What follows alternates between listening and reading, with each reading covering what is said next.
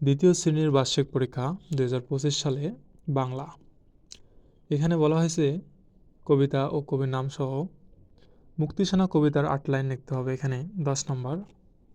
শব্দার্থ 5টি লিখতে হবে, যে কোনো 5টা লিখলে হবে।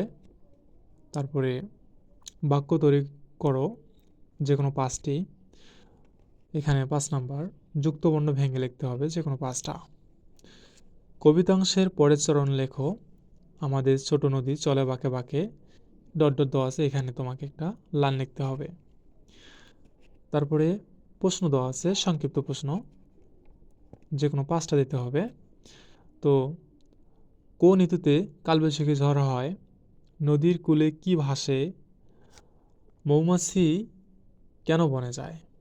নবান্ন উৎসব কখন হয়? বসন্তকে রূপের রাজা বলা হয় কেন?